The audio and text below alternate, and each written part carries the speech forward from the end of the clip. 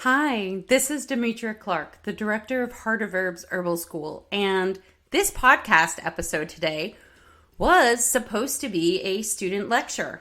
Guess what? I forgot to hit record when I did the lecture. So I spent all this time talking to our students about the different strategies and workflow options for creating a Materia Medica, and I forgot to hit record. So when I came back, I said, you know what, this could make a really cool podcast episode too.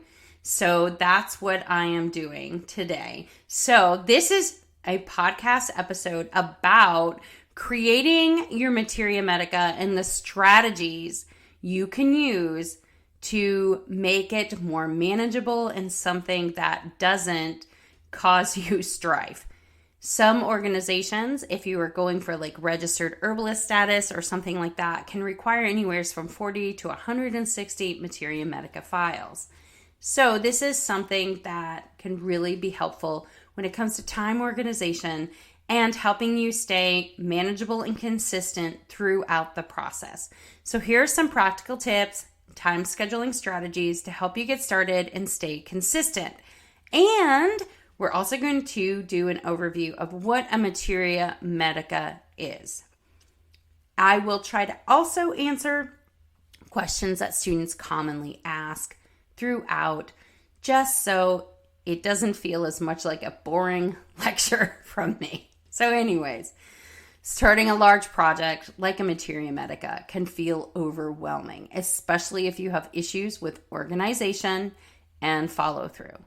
If you are the kind of person that stops themselves from submitting anything because you battle with the feeling or the need to be perfect, you need to stop now.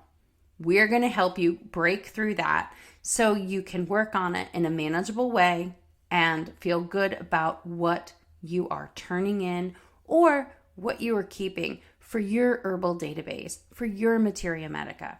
Here are some practical tips and time scheduling strategies to help you get started and stay consistent. The first thing you're going to want to do is define your scope and practice and your purpose. So why are you creating this Materia Medica? Are you building it for personal reference, education, or as a published resource? Your purpose will determine the level of detail and organization. If you are doing this for like something like the American Herbalist Guild, you're going to want to come up with a level of organization that is something that you can follow through for all of the required Materia Medicas. As I am saying this, the American Herbalist Guild is redoing some of their educational requirements. So that number that you would need to submit is something that we always tell you to go and double check. But if you're listening to this right now, go and double check as you were, when you were, halfway through the process, just to make sure that if you need more than you thought, or if there's something else needed, you can add that to your Materia Medicas and you won't feel like you have to start from ground zero. Set boundaries. So decide on how many plants or what kind of plants, or, set boundaries with what you want to create. If you start looking at a Materia Medica as, I'm going to catalog every single herb on earth, this is going to be a lifetime of work. And if that's your boundary, that's your boundary. If you want to stick to regional plants, if you want to stick to herbs for certain ailments, definitely create some kind of category to work with from, especially from the beginning. Because when you're creating this comprehensive guide, if you have something from the beginning, it is really helpful. You're going to want to break it down into smaller tasks. And we're going to go into organization in a bit. But have the major components. So what are the main components needed for a Materia Medica? Common name, botanical name, actions, indication, preparations or formulations, safety, contraindications. Treat each section as a mini task. Set milestones. So some examples would be like research and document 5 herbs. Complete one section for all chosen herbs, e.g. constituents for all of the herbs of your 5 herbs, and create some kind of stepping stone to work within as you go through creating this file. Create a workspace and gather tools. Organize your resources, books, scientific journals, herbal databases, field notes. Do not get your Materia Medica information from blogs or AI services. Now, why do I say blogs?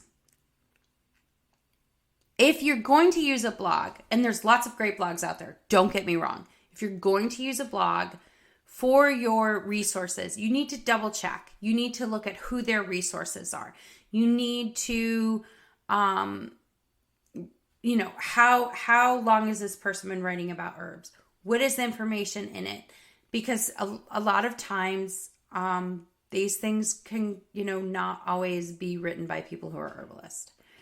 You're going to want to look at books. So we're seeing an influx of AI written herbal books that seem to, quote, sell well and have lots of good reviews. The problem with that is are bots making these reviews, and the information can be really problematic and dangerous. Recently, an herbalist that we're not like really friends, but we're friends on Facebook, right? Detailed a book that's out there, and it's recipes based on a very common children's book. And these are recipes that are in the book, and it's using monkshood at amounts that would kill a person as like a recipe.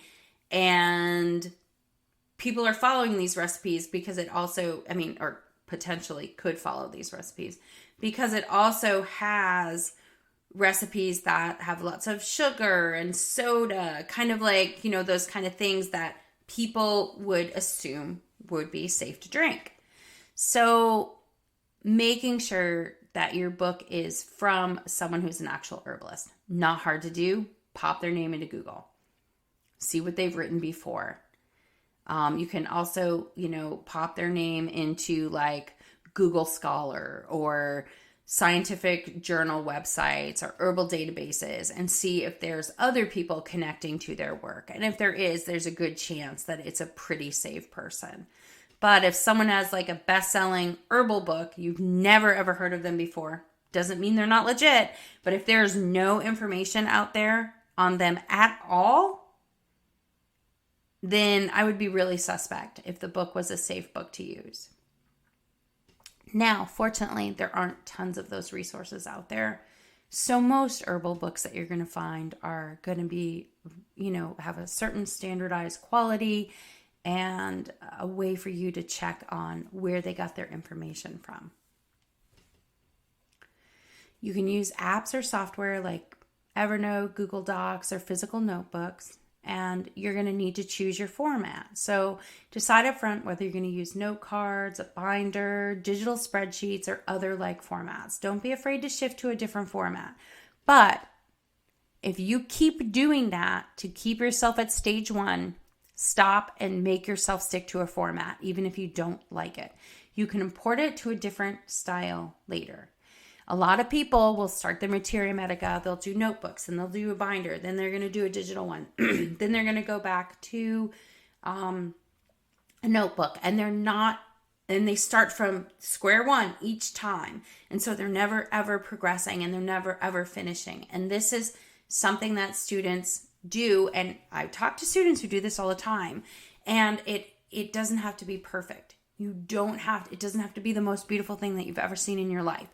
Don't be afraid to just get it done. Another problem that a lot of students are faced with is time scheduling. It's really hard to schedule time if you have a job and you have children and other things that are going on. So a lot of people my age are 50 and they have kids in college, and then they have parents who need help too. I'm really fortunate. I have my first child a little bit younger. I was 21, and so my kids are grown by the time I'm 50, and my parent is very, very healthy and active and doesn't need any help except for like with our grandmother. But I do know a lot of our students are faced with this sandwich dilemma, and they're really trying to get things done, or they're my age and they have toddlers. The world is opening and families are taking all different shapes, and they've always had all different shapes, don't get me wrong. But what I'm saying is that also affects our time management and our ability to strategize and do projects. And so set realistic goals and deadlines. Carve out time for yourself to do this. It is okay for you to say, I need 1 hour a week to work on something that's important to me. I know when I was doing my initial, I was in college and I was going through my first formal Herbal program. I had a baby.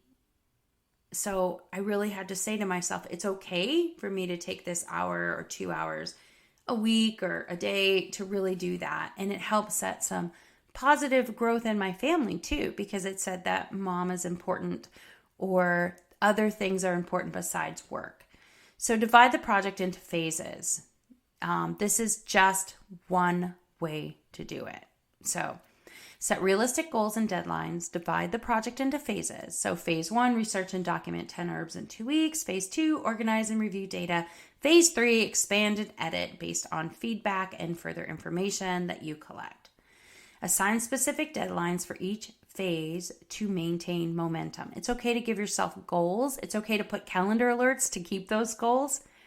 Another strategy is to use time blocking. So dedicate specific blocks of time to work on your Materia Medica. For example, 30 minutes in the morning, an hour in the evening. Avoid multitasking to maintain focus.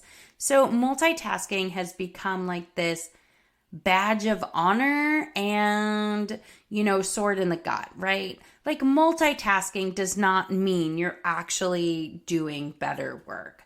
There's a lot of information out there that says to stop multitasking, focus on what you can do. I will tell you this, you will be so surprised on what you can get done in 15 to 30 minutes of focused work time. So at Heart of Herbs, we'll have work sessions occasionally, and students, we literally all hop on a Zoom call. I even do this. And we have a half-hour time period where we're all just basically sitting at a virtual kitchen table working together. And students are always like, oh my gosh, I can't believe I got so much done. Without that distraction, it can be really easy to get a lot done. Our brains are really wonderful and strong and fascinating. So as long as we don't let ourselves get distracted with what's going on, it can be really easy to maintain focus. You can also apply techniques like the Pomodoro technique. Work for 25 minutes, take a 5-minute break. After 4 cycles, take a longer 15 to 30-minute break. I have done this before when I'm working on something that's really, really important. So during my 5-minute break, maybe I will do squats or get a cup of tea. After my 4 cycles, I may take a longer break, 15 to 30 minutes. I would often swim during COVID. During COVID, I was working 24/7. I also run Birth Arts International. So during COVID, they needed to verify doula certification, who was coming into a hospital that was closed to outsiders. So I would have hospitals from around the United States calling me at 2 or 3 o'clock in the morning. I was not getting a lot of sleep. And so when I did this in my 30-minute break, I would go swimming or I would take a walk. So it's definitely a great way to help prevent burnout and to keep your energy up using methods like this. You're going to want to prioritize consistency over perfection. Quit trying to be perfect. It's an impossible task, and there's always going to be someone more perfecter than you, so don't even stress it. Commit to working on the project daily or weekly, even if it's just for 15 minutes. It's better to make small, consistent progress than to aim for perfection and get stuck. And this is a huge problem. This is a huge thing that I work through with students with. I'm always telling them, hey, submit it. What if it's wrong? Who cares if it's wrong? I mean, who cares if stop. Let's get something here. Get something in front of me for me to look at. That's what I tell them. And then if there's a problem, I'll let you know. You're not going to fail out and lose access to everything because you did one thing wrong. My goal is for our students to know that if something's wrong, I'll be like, there's levels of wrong. First one is I'll send you an email. Second one is I'm scheduling a phone call. Third one is I'm calling you. Like, please don't give that to somebody, right? Like, what's your phone number? Because the reality is that we all get stuck and we all try to do things just right. But we don't have to do things just right. We don't have to be perfect. Sometimes it's important to just get the work done.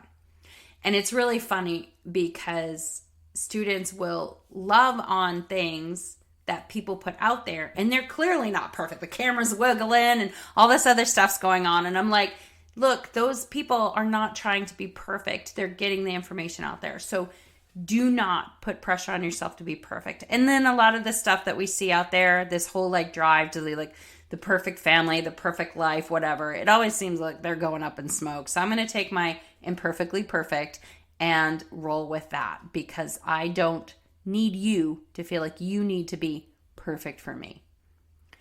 So you can also batch similar tasks. So group related tasks together to streamline your workflow. Example, spend one session researching botanical names for several herbs, or in another session, focus on writing safety profiles. You're going to want to stay flexible and avoid burnout. Life happens, so allow some buffer time in your schedule. If a section feels overwhelming, switch to a different task temporarily. Sometimes things are overwhelming because it's bringing up stuff in ourselves. It's bringing up feelings in ourselves, or we feel like if we get to this certain point, we've failed before, and so we're going to fail again. We have a lot of students that come to us from like other herbal schools or other, they, taken other kinds of classes, and they stop because something happened in their life at this certain point. And so they worry about going past this. They worry about, lots of people will find this in lots of different things in their lives. So switch to a different task temporarily. Change your focus, change the air in the room. Celebrate the small wins to stay motivated. You're going to also want to schedule your time. So look, this is just a real quick example of what you can do. So week 1 to 2, planning and setup. Define the scope and select your first 10 herbs. Research basic details, names, parts used in descriptions. So that would define the scope and select your 10 herbs would be day 1. Day 2 to 4, research basic details, names, parts, uses, and descriptions.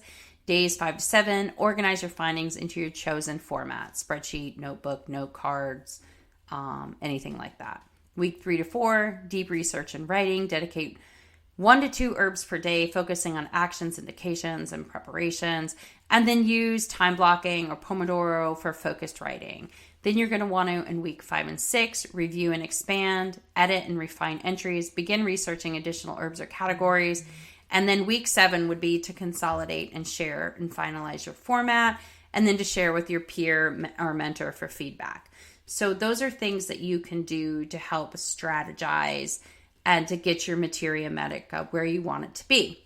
Now, there's all different kinds of formats for Materia Medica, but no matter what you do, find a way to back it up. So if that means you go to Staples and you get them to photocopy your notebook, have them photocopy your notebook. If that means that you are using a cloud service to back up your data, use a cloud service to back up your data. We have a lot of students that go through our programs, and like 10 years later, they will email me and be like, do you have all of the emails I sent you that had attachments? Because we used to allow people to send attachments. And this was before there were online classrooms where you could upload stuff, right? And I'm like, no, I'm not a good backup for you. We purge, a lot of unnecessary mail at some point. We don't pay to keep, we would have 27 years of email backed up. That would be huge with everyone sending their pictures and their files and stuff. So make sure you find a way to back it up. You can get things, photocopied, and you can even keep a copy at a parent's house or a kid's house. Just like, hey, can I keep this notebook here? So if something happens to your home, which we are seeing more and more frequently, we have students who are like, I just lost my full Materia Medica in a flood or the fires or anything like that. I don't know what to do. I have to start all over again. And there's nothing I can do for them. I feel really bad. But so I've been just advising students to back everything up And whatever format you want, just find a way to back it up. Make the commitment to get it done. So what is your Materia Medica? And I'm going to briefly go over Materia Medicas because we do have other lectures in our classrooms and even on the podcast about Materia Medicas that you can listen to. But anyways, a Materia Medica is literally your plant file, right? Materia Medica is a comprehensive collection of information about medicinal plants, herbs, and other natural remedies. We in Western herbalism tend to not use things like bone and hair, but those are in some countries, and so those may be in different Materia Medicas. It serves as a reference guide for herbalists and natural health practitioners and enthusiasts to understand the properties, uses, and potential effects of different substances used in herbal medicine. The term originates from the Latin meaning materials of medicine. A Materia Medica can be as simple as complex or as needed, is often tailored to specific interests or practices of the individual creating it. So it is really about you. It's a dynamic document that involves new or gained knowledge. Your Materia Medica will never, ever be the same as someone else's, unless you literally copy them, right? Because everybody looks at herbs differently and different regions. So you can have one herb that's used for digestive issues in one part of the world, and in another it's used for the nervous system, and that's its primary use. I loved when we traveled a lot when our children were little and we were living in Europe. We would go to all these different places, and I loved just seeing like even places that were 50 to 100 miles apart on the map in their apotheques and different kinds of places that sold herbal medicine, that they were very different remedies for the very much same herbs. It was very, very cool just to see how regions embraced and had a difference and a different way to look at herbal medicine. So parts of your Materia Medica. So this is the basic structure of a Materia Medica, and it can vary, but it typically involves the common name of the plant.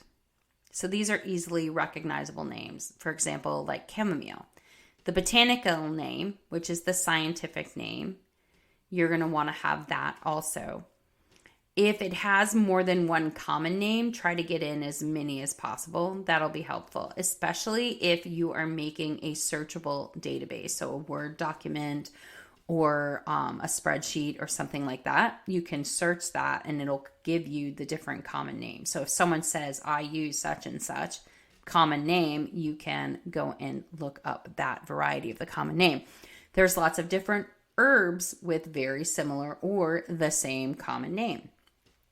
So snake root is one that you will see written in various different books around the world, and it is different plant in different regions, or many plants can have a similar common name.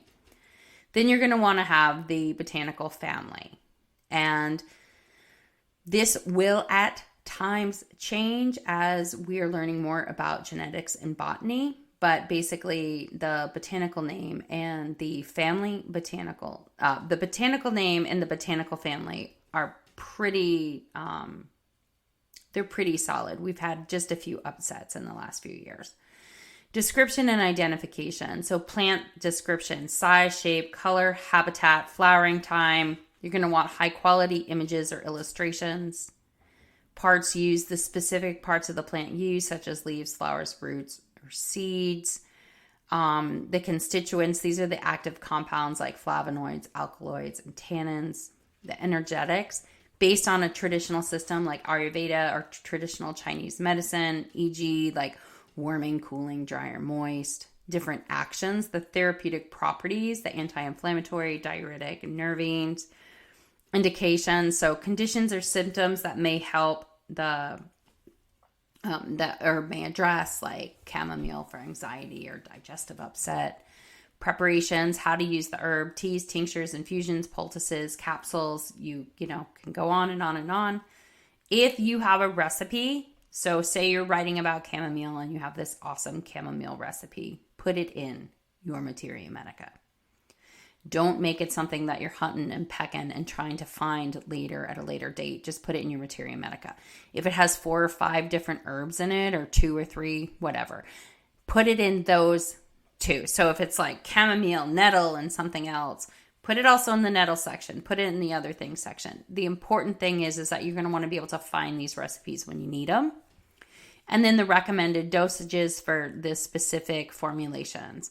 You're also going to want to have safeties, information, and contraindications. So your contraindications are important. Also, in your Materia Medica, especially if it's digital, like have a link to the source where the contraindication is within the file if it's a digital file, or cite your sources for this so you can go back and check things later or see if things have changed or if the information's been updated. So there's great databases out there, and there's great places to access different articles, like the American Botanical Council, the American Herbalist Guild has different, links to studies and things like that. You can use the Cochrane database. You can even use something like PubMed, even though those are not always the best place. You can also check like Google Scholar.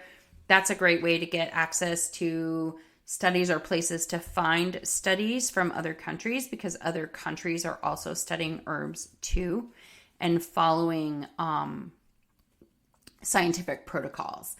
You're going to want to write down any interactions or precautions or notes from clients who use something. So you know that so-and-so had this reaction and they didn't like it for whatever reason. Any reaction someone has that they don't like and they report to you, try to make a note of that, because you're going to see maybe certain people with this issue have this reaction or interaction, but people who don't have the issue have no problems. And so you can start to even make your personal notes and observations in your own case studies.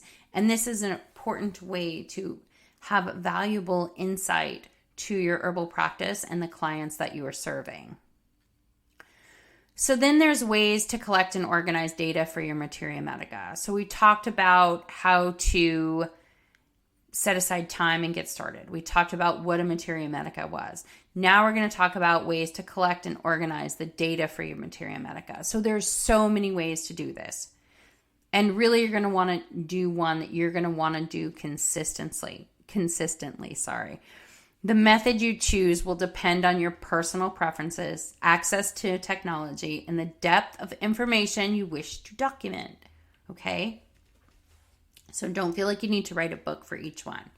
So you can use note cards. You can use physical or digital ones, index cards, or apps like Trello. Each card focuses on one herb with sections for all parts of the Materia Medica. They're easy to arrange, carry, and have for field work. Now, you can carry them with you in like a coupon, what are they called? A coupon accordion. Or you can use something like a photo album that has postcard sheets. And so you can slide in like 6 postcards or 4 postcards per sheet. You can also use something like a spreadsheet, so Excel or Google Sheets. You can use columns for the different parts of your Materia Medica. This will allow for easy sorting, filtering, and comparing between herbs. And you can also search your spreadsheet. You can also use a Word document and just put them all in a Word document, 1 page or 2 page per herb. And then you can paste in or import, the photos into that. You can also, so you can use platforms like Google Docs or Word. You can also use blog posts. You can even have blog posts that no one can see. And it's just for your Materia Medica, just for you to access it.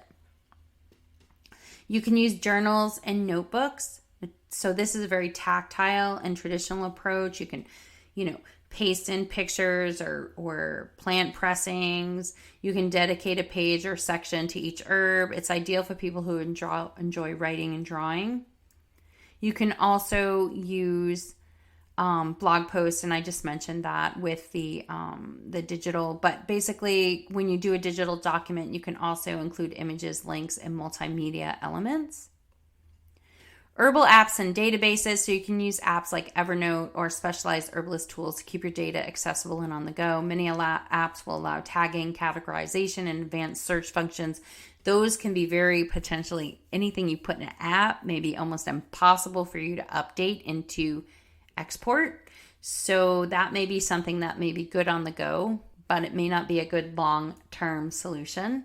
And you may not be able to keep them for free. So it may be something where you're going to pay every month or every year to keep it. And then if you let that lapse, you may lose all your information. You can also use binders, like a 3-ring binder with printed sheets for each herb, organized with dividers with different categories. So however you want to categorize your herbs, by body system, by plant type, that's up to you. You can also do illustrated scrapbooks. We have a lot of students that are super creative, and they like paint, and they do pressed plant samples and sketches and botanical illustrations, and they're so beautiful, and that is where I want to go one day. I don't have time right now, but I do love looking at them, and I think anyone who can do that is I'm just so impressed.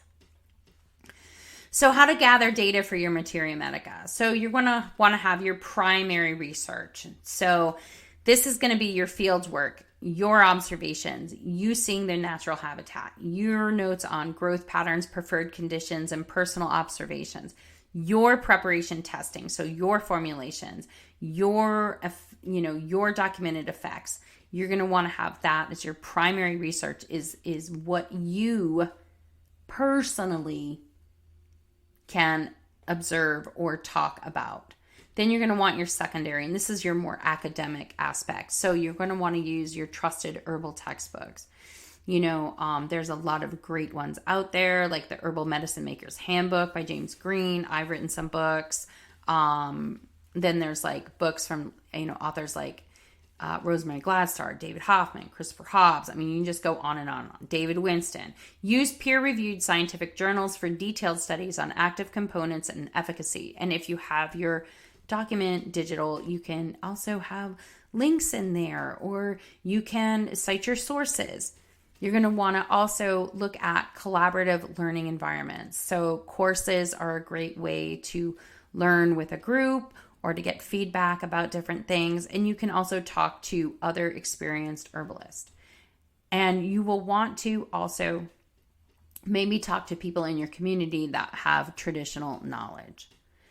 So this is an overview of collection and data and formatting and strategies to make your Materia Medica the best that it possibly can be. Thank you for listening, and have a wonderful, wonderful day.